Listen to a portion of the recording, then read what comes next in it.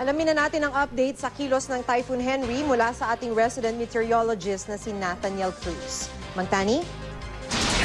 Salamat, Maki. Lalo pang lumakas ang Typhoon Henry habang tinutumbok ito ang Taiwan. Huling namata ng Pag-asa ang mata ng bagyo sa layo na lang 170 kilometers dyan sa hilagang silangan east-northeast ng Basco, Batanes. At taglay pa rin ito ang lakas ng hangin na umaabot na sa 140 kilometers per hour mula sa gitna at bugsong nasa 170 kilometers per hour. Patuloy naman itong kumikilos pahilagang kanluran sa bilis na 24 kilometers per hour. At dahil kay Typhoon Henry, nakataas pa rin ang signal number 2 dyan sa Batanes Group of Islands na kung saan patuloy na makakaranas ng hangin na kayang sumira ng mga maliliit na bahay at mga puno.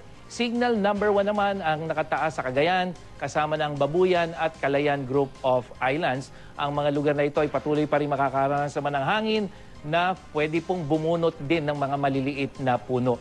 Sa forecast track ng Pag-asa, bukas inaasahan na lalabas ng Philippine Area of Responsibility ang Typhoon Henry pagkatapos nitong tumawid dyan sa Taiwan. Pero patuloy na hatakin nito ang hanging habagat, kaya manatiling I am ready po sa maulang panahon, lalong-lalo na dito sa kanlurang bahagi ng Luzon hanggang sa lugar dyan sa Western Visayas.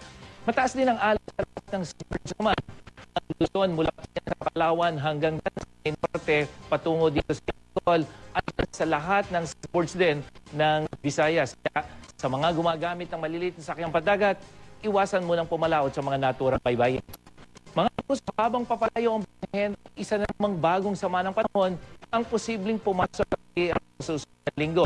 Nasa labas pa po yan ang posible na itong sirkulasyon sa Japan ay isa ng tropical depression o may nabigyo pasok at posible yung weekend. At yan ang later mula sa GMA Weather. Ako po si Nathaniel Cruz. Magplano para sigurado I am ready. Serbisyong totoo ng GMA.